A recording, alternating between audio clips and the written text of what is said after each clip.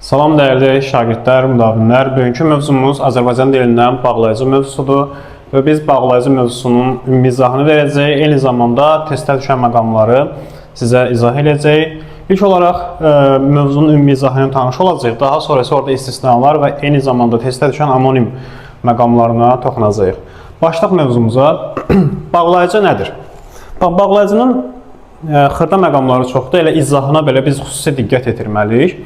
Bağlayıcı sözləri, abzasları, cümlələri və mətinləri bir-birinə bağlayan köməkçi nitq hissəsidir və bilir ki, köməkçi nitq hissələrinin leksik mənası olmur. Bağlayıcının funksiyası sadəcə nəyisə bağlamaqdır bir-birinə. Və bağlayıcılar sintaktik vəzifəsinə görə iki yerə bölünür. Bəzi testlərdə morfoloji vəzifə düşürsə əgər, yadda saxlayın ki, onlar səhvdir. Yəni, iki yerə bölünməsi nəyə görədir? Sintaktik vəzifəsinə görədir. Yəni, bu məqamda siz bu sözdən əlavə başqa bir söz görsəz, o testdə bilin ki, sizin üçün bir problem var. Onlar hansılardır? Bir, tabesizlik bağlayıcıları, ikincisi isə tabellik bağlayıcısıdır. Tabesizlik bağlayıcılarımız iki şeyi bağlayır. Bir, həmsiz sözlər və həmsiz üzvləri. İki də ki, tabesiz mürəkkəb cümlənin tərəflərini. Amma tabellik bağlayıcılarımız isə yalnız tabeli mürəkkəb cümlənin tərəflərini bağlaya bilirlər. Yəni, biz bildik ki, bağlayıcı nədir? İki sözü ya da cümləni ola bilər, ablası ola bilər, bağlamağa xidmət edən bir köməkçi nitq hissəsidir. Məsələn, deyirəm ki, Əli və Fazil gəldilər. Burada Əli ilə Fazil'ə nə bağladı?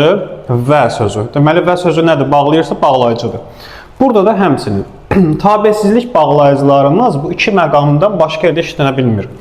Yəni, bağlama funksiyası olaraq bu iki məqamla işləyirlər ancaq və həmsiz üzvlər tabesiz mürəkkəb cümlənin tərəfləri. Testdə düşəndə çox diqqətli olmaq lazımdır.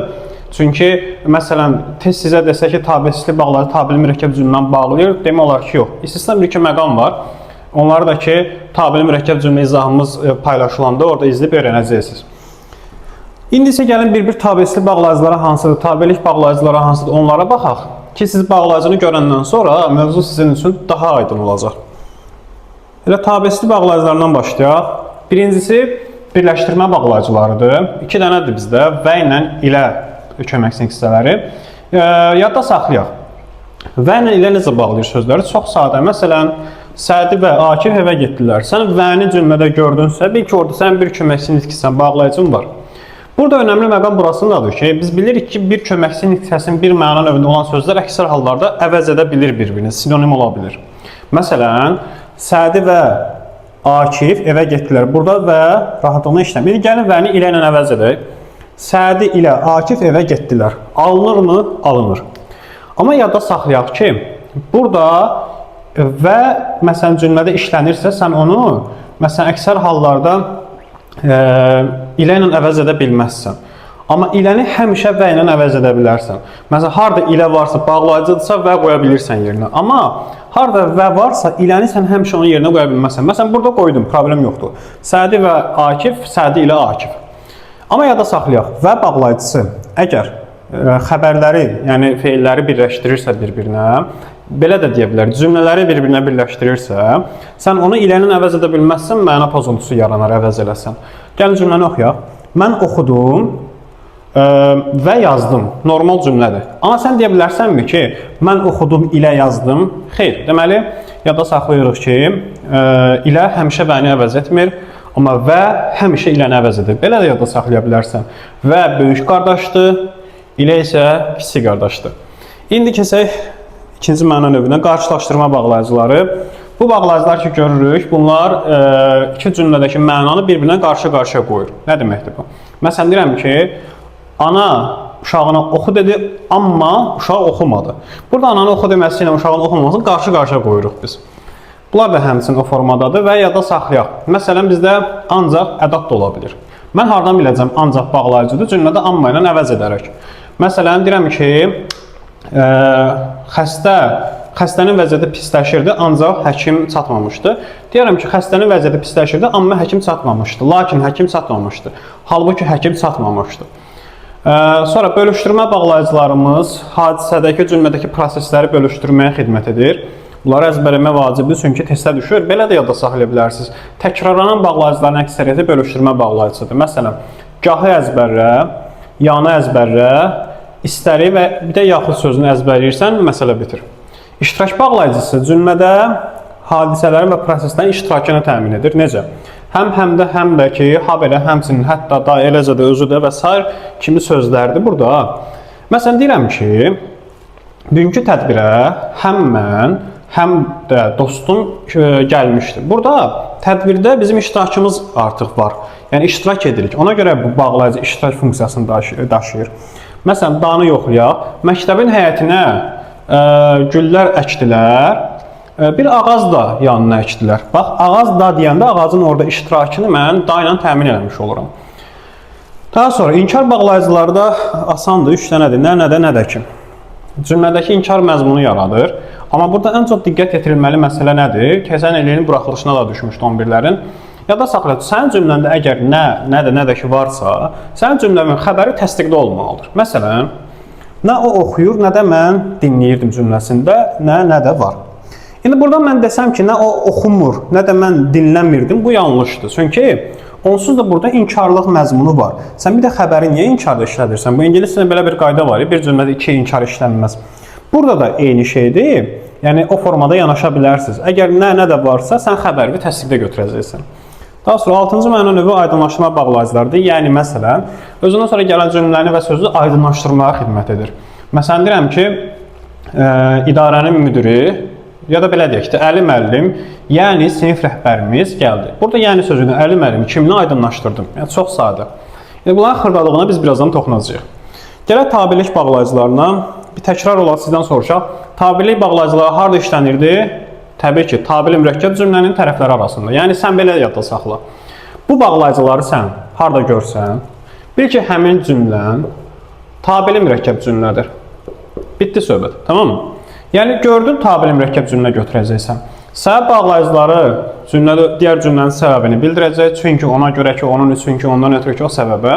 Şərt bağlayıcıları qoyduğun şərt məzmunu, yəni cümlədə şərt məzmunu işlənəndə şərt bağlayıcılarını istifadə edirəm. Məsələn, deyirəm ki, əgər yanımıza gəlsən, sənə hədiyyə verəcək və s. Güzəşt bağlayıcıları həmin cümlədəki güzəşt məzmunu daşıyır. Məsələn, deyirəm ki, hərçənd oğlunuz 2 alıb, amma biz onu keçirəcəyik. Aydınlaşdırma bağlayıcılardan digər cümləni aydınlaşdırmağa xidmət edir. Yadda saxlayaq.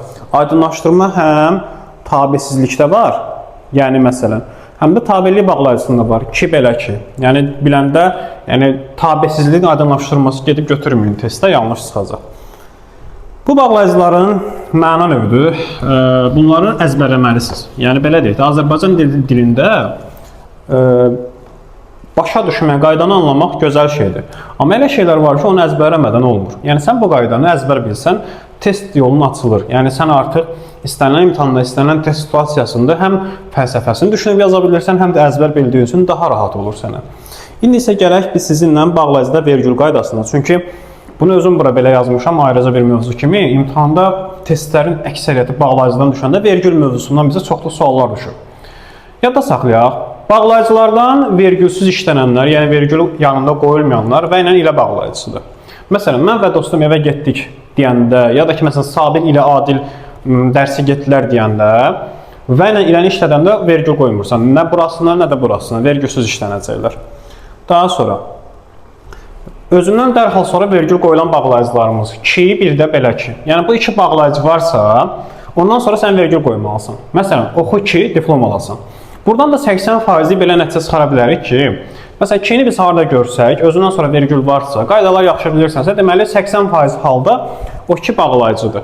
İndi haçan bağlayıcı olur, bəzən ədatları işlənir. Məsələn, sən ki, mən ki, bu imtahandan keçərik. Burada ki ədatdır, amma həmcins olduğu üçün ondan qabaqki sözlər vergülü həmcinsə görə qoyuruq.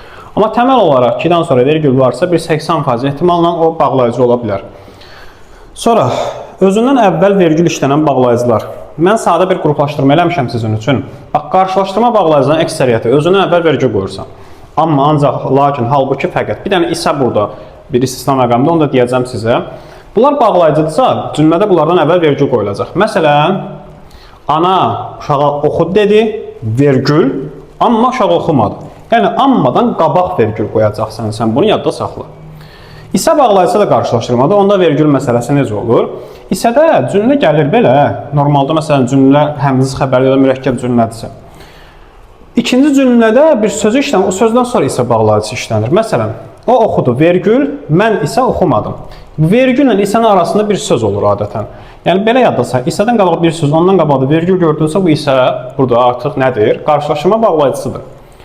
Sonra iştirak bağlayıcılarının əksəriyyətindən əvvəl vergül qoyulur. Hətta belə həmçinin o cümlədən, o sıradan bunlar varsa, məsələn, həttanın qabağında vergül qoymalısın. Cümlədə də, testdə də görəndə qarşısında vergül var. Onu götürürsünüz, iştirak bağlayıcısı. Səbəb bağlayıcılarının da demək olar ki, hamısında vergül qoyacağıq. Əvvəlində təbii ki, məsələn, deyirəm ki, mən dərs oxuyuram, çünki imtahana hazırlaşıram. Burada dərs oxuyuramdan əvvəl vergülü qoyacaqsan. Yəni, gedin bu qaydaları əzbərləyin ki, testdə işiniz rahat olsun. Daha sonra, təkrar olunan ya da, gah da, istərsə də, nə, yəni gördünüzsə eyni bağlayıcıdır, təkrarlanır. Onlardan birincisinə vergül qoymursunuz, amma digərlərindən əvvəl vergül qoyursunuz. Necə? Baxın. Ya yağış yağacaq, ya da gün çıxacaq. Burada təkrarlanan bağlayıcılarımız hansılardır? Ya, bir də ya da. Deməli, mən nə edəcəm? Təkrarlanırsa, bu birincisini saxlayıram, dəymirəm ona, vergül qoymuram. Amma yerdə qalan, məsələn, 5 dəfə də təkrarlansa, mən ondan əvvəl vergülümü qoyacam. Yəni, bu qaydada bu formadadır. Gələk də bağlayıcılarına, baxın. Bu bağlayıcının məsələsi necədir? Yadda saxlayaq. Da bağlayıcıları tək işlənəndə, yəni cümlədə bir dənədirsə ondan vergülsüz işlənir. Amma təkrar işlənərsə, məsələn 2 dəfə, 3 dəfə işlənərsə, sonuncusu istisna digərlərindən sonra vergülü qoyacaqsan. Yəni axırıncısına dəymirsən, digərləri isə əvvəldə, yəni axırıncısına əvvəldə olanlardan sonra vergül qoyursan. Necə? Məsələn, mən də gedirəm cümləsində də təkdir, yəni bir dəfə işlənir. Bir dəfə işlənirsə vergülsüzdür, o və ilə ilə kimi. Amma ikinci cümləyə baxaq, mən də, sən də, anar da gedirik. Burada nə edirik? Birincisi 3 dəfə işlənir və axırıncısına dəymirsən, vergülsüzdür axırıncısı qayda olaraq. Amma birinci və ikinci dəydən sonra vergülü qoyacaqsan. Yəni qayda təməl olaraq belədir. Gələk sonuncu məqamımıza. Deməli, şərt bağlayıcıları, bir də güzəşt bağlayıcıları. Məsələn, əgər hər gah indi ki, madam ki, hərçənd ki. Bunlarda bəzi vergül məsələsi necədir? Yadda saxlayaq. Bunlardan sonra yox. Bunların işləndiyi cümlədən sonra vergül qoyacaqsan. Çünki normalda bunlar mürəkkəb cümlədə işlənir, tabeli mürəkkəb cümlədə. Orada bilirik ki, tabeli mürəkkəb cümlədə 2 dənə xəbər görəcəksən. Məsələn, əgər eləsən, gələrəm. Cümləsində baxaq. 2 dənə xəbərimiz var. Gəlsən, gələrəm. Əgərdən sonra vergül qoymursan, tamam mı? Bunu yadda saxla. Sən nə edəcəksən? Bu əgərin işləndiyi cümlə, yəni intonasiyanın bitdiyi xəbərdən sonra vergülü qoyacaqsan. Yəni əgər gəlsən, vergül, gələrəm. Ya da ki, məsələn, madam ki, oxumurdan sonra vergül, o zaman göndər əsgəriyə. Belə bir tipli cümlələr quranda cümlədən sonra vergülü qoyacaqsan. Belə, vergül qaydası sadədir. Sadəcə gedin bunu əzbərləyin. Ya da ki, elə qruplaşmanı əzbərləyin ki, işiniz rahat olsun. Gələk digər məqamı. Bağlayıcıların amonimliyi. Baxın, ən əsas mövzudur. Testdə qabağımıza çıxan məsələlərdə diqqətdən qulaq asmaq lazımdır. İlə bağlayıcısı. Bağlayıcı da ola bilir, qoşma da ola bilir. Onu necə fərqləndirəcək bir-birindən. Yadda saxlayaq, bayaq demişdik zaten. İləni və ilə əvəz edəndə bağlayıcı olur. Məsələn, deyirəm ki, Əli ilə Sadiq getdilər. Deyə bilərsən ki, burada və... Məsələn, deyirəm, Əli ilə Sadiq getdilər. Sən Əli və Sadiq getdilər rahat deyə bilirsənsə, bu artıq sənin üçün bağlayıcıdır. Bəs hasan deyə bilməzsən? Məsələn, deyirəm ki, atam ilə gedirəm. Atam ilə gedirəm cümləsində gəl onu və ilə əvəz elə. Atam və gedirəm deyə bilərsənmi? Təbii ki, deyə bilməzsən. O zaman, yəni belə hallarda sən iləni götürürsən qoşma. Çünki onu və ilə əvəz edə bilmirsən. Amma və ilə əvəz edə bilirsənsə avtomatik bağlayıcıdır. Bunun bir dənə istisna məqamı var, çətin məqamı var. O hansıdır? Yadda saxla. Əgər 2 dənə sözümün arasında ilə varsa, yəni 2 dənə mübtəda deyək, fərq eləmir. Xəbəri təkdədirsə, yəni xəbərdə larlar şəkilçisi yoxdursa, bu ilə qoşmadır. Necə yadda saxladıq? Əgər ilə varsa, xəbərimdə də larlar varsa, ilə bağlayıcıdır, çünki və ilə əvəz edə bilirəm. Amma ilə varsa, xəbərdə larlar yoxdursa, mən onu və ilə əvəz edə bilsəm belə onu bağlayıcı götürməyəcəm. Nədir o? Qoşmadır. Ən önəmli qaydalardan biridir. Yadda saxlamağınız vacibdir. İlənin ixtisarı var, la şəkilsizləşmiş versiyası var. Yadda saxlayır nəyi? Bu la sözə qoşulanda artıq biz bunu zərflə qarışdıra bilərik. Yadda saxla, necə suala cavab verirsə, bu avtomatik olaraq zərfdir. Məsələn, deyirəm ki, o döyüşdə şücaətlə döyüşdü. O müharibədə şücaətlə döyüşdü. Necə döyüşdü? Şücaətlə. Mən şücaətlə sözündə lalə forması var da. Necə sual verirəm deyə, oradakı şücaətlə sözü avtomatik olaraq zərfdir, zərf düzəldən leksik şəkilçidir. Amma yerdə qalan məqamlarda isə ya bağlayıcıdır, ya da ki, qoşmadır. Hə, bu versiya var, ixtisar olunmuş versiya. Əgər bu bağlayıcı və qoşmadırsa, sən bunu şəkilçi götürmürsən. Bunu da nitq hissəsi kimi götürməlisən. Məsələn, atam ilə yox, yazıram ki, atamla gedirəm. Qoşmadır da, elə deyilmi? Bu artıq şəkilçi deyil. Bu da köməkçi nitq hissəsidir. Səndən soruşsa ki, sənin bu cümləndə neçə dənə nitq hissəsi var? Bir dənə budur, ikincisi budur, gedirəm də üçüncüsüdür. 3 dənə nitq hissəm var. Bəzən, məsələn, şagirdlər, müdavimlər belə bunu şəkilçi kimi götürür. Deyir ki, 2 dənə nitq hissəsi var, la orada şəkilçidir. Elə yanaşmırıq məsələyə. Bu da belə. Ümid edirəm ki, artıq bu ilənin məsələsini başa düşdünüz. İndi isə keçək sizinlə digər məsələlərə. Ki bağlayıcısı. Ki bağlayıcı ola bilər, ədat ola bilər, şəkilçi ola bilər. Yadda saxlayaq ki, şəkilçi olanda birbaşa bitişik yazılır sözümüzə. Məsələn, deyən ki, bizimki və s. Gördünüzsə, yapışdırıb yazıblar, bitişik yazıblar, şəkilçidir. O artıq köməkçi hissəsi deyil. Amma bağlayıcı olanda özündən sonra vergül qoyulur əksər hallarda. Məsələn, oxusun ki, universitetə qəbul olsun. Və əsasən də feillərdən sonra, xəbərdən sonra gəlir və intonasiya düşür. Oxusun ki, düşdü intonasiya. Universitetə qəbul olsun. Belə hallarda bağlayıcı götürürsən. Amma yadda saxla. Ədat olanda əksər hallarda şəxs əvəzliklərindən dərhal sonra gəlir. Məsələn, sən ki, belə deyildin. Birinci məqam budur ki, burada vergül yoxdur. İkinci məqam budur ki, şəxs əvəzliyindən sonra gəlir. Şəxs əvəzliyi də vacib deyil. Bəzən insan adlarından sonra gələcək. Məsələn, deyərəm ki, Əli ki, belə deyildi. Yəni, sadəcə olaraq mən nəyə fikir verməliyəm? Burada bir intonasiya yüksəkliyi var. Əli ki, belə deyildi, sən ki, belə deyildin. Belə hallarda sən bu ikini ədat götürürsən. Bəzən də ola bilir ki, burada həmzə üzvləri işlənir, ki, ədat olur, amma vergül qoyulur yenə də. Məsələn, deyirəm ki, sən ki, mən ki, belə deyildik. Bu forması da var. Sən ki, mən ki, belə deyildik. Bu zaman, bu vergül artıq kinin vergülü deyil. Sən, mən həmcins olduğu üçün bunların arasında işlənən həmcins üzvün vergülüdür. Bu zaman sən yenə kini ədat götürməlisən. Yəni, belə bir qayda da saxlayaqdır. 10% hallarda 2-dən sonra gələn vergül ədat ola bilər. Ona da necə fikir veririk? Yadda saxlayaq. Ki, əgər birbaşa insan adından sonra və şəxs əvəzindən sonra gəlibsə, ədatdır. Amma feildən sonra gəlibsə, intonasiya düşürsə, o bağlayıcı götürəcəksən həmin məqamda. Yəni, gəlin cümlələrə fikir verə. Deyirəm ki, adam ol ki, insanlar səni sevsin. Adam ol. Ol feildir, intonasiya düşür ki, orada bağlayıcıdır. Amma deyirəm ki, Rüfət ki, bunu eləməzdi. Rüfət birbaşa insan adı. Ondan sonra gəlirsə, əksər hallarda sən onu götürürsən, ədat kimi. Daha sonra, gələk ancaq bağlayıcısına. Ancaq bağlayıcı və ədat olur. Bu, çox sadə yolunu istədirəm. Ancağı, halbuki lakinlə əvəz eləsən, bağlayıcıdır. Ancağı təkcə yalnız bir də bircə sözü ilə əvəz eləsən, ən çox bircəyə fikir verim, çox işimizə yarayır. O zaman ədatdır. Tamam mı? Bəzi cümlələrdə ancaq həm ədat, həm bağlayıcı ola bilər. Məsələn, deyirəm ki, sinifdə 5 nəfər var idi, ancaq o oxuyurdu.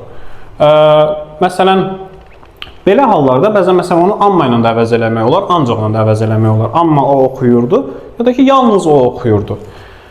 O zaman testdə səndən soruşacaq ki, hansı məqamlarda ancaq sözünü 2 nitq hissəsi kimi düşünmək olar, yadda saxla.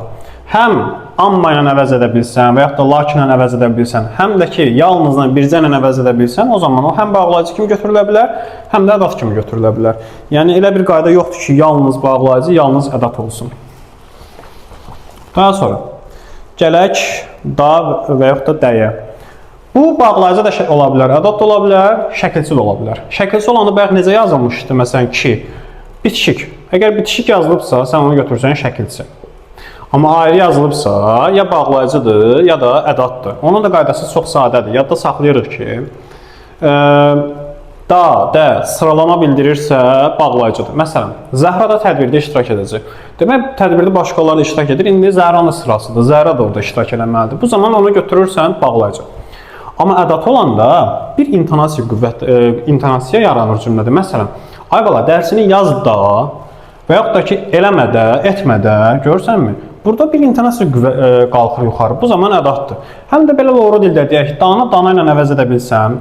Məsələn, ay bala, dərsini yaz da. Deyirəm ki, ay bala, dərsini yaz da nə? Dana dənə ilə əvəz edirsən. Etmə də, eləmə də nə? Bu formada deyə bilirsənsə, deməli orada da ədatdır, çünki dana ilə əvəz oluna bilir. Yəni, bu qaydadan kənar bir yoldur sizə deyirəm. Bir də istisna məqam olaraq, dadə əgər əvvəlində sa şəkilçisi varsa, ədat götürülür. Çünki orada əvəz etmə olunur deyə adama biraz çətin gəlir. Məsələn, o evə getsə də, sa şəkilçisi var burada. Deməli, ondan sonra dadə gəlsə, sən onu götürəcəksən 100% ədat kimi. Bax, bağlayıcı kimi götürməyin. Çünki qəbul suallarında qabağınıza çıxacaq, sizi oradan tələyə salmasınlar. Daha sonra, gələk bağlayıcıların quruluş növlərinə. Burada əksər anonim bağlayıcıları sizə dedim. Amma məsləhət görürəm ki, gedin qayda kitabından da oxuyun, biraz təkmilləşin. Çünki testlərdə dimin sualları hər formadan vura bilər. Ehtiyatlı olmaq lazımdır. Bağlayıcının son olaraq quruluş növlərinə baxırıq. Yadda saxlayaq. Bağlayıcılar quruluşu iki yerə bölünür. Sadə bağlayıcılar və mürəkkəb bağlayıcılar. Sadə bağlayıcılar məsələn bir sözdən ibarət olur. Da, amma, ancaq, həmçinin. Amma mürəkkəblər isə dahası iki sözün, üç sözün birləşməsindən yaranır. Onlarda iki cür yazılır, ya bitişik ya da ayrı. Defisdə yazılan bağlayıcımız yoxdur. Məsələn, bitişik yazılanlar hansılardır? Halbuki, ha belə, hərgah nəinki. Məsləhət görürəm ki, dördündə əzbərləyin. Bitişik ayrı yazılanlarda madam ki, bir halda ki, həm də, nə də və s. Xüsusən bu nəinkiyə fikir vermək lazımdır. Onun yazılış tərzi çox testdə düşür. Bir də yadda saxlayın ki, həmçininlə hərçən mürəkkəb deyil, sadədir. Onu da necə yadda saxlayacaq? Tərkibində ç varsa, onu götürürsən, sadə. Bu formada yadda saxla, işin də rahatlaşsın. Belə, qaydamız bu qədər bağlayıcı haqqında. Suallarınız olsa, videonun rəy bölməsinə yaza bilərsiniz, ya da nömrə qeyd edəcəm, ora yazıb soruşa bilərsiniz. Videonu bəyənməyi, digər videoları keçib bəyənməyi və kanala abunə olmağı yaddan çıxarmayın. Hər birinizə dərslərinizdə uğurlar, əziyyət çəkən təbii ki, bəhrəsini görər. Sağ olun, növbəti çəkilişlərdə görüşənədək.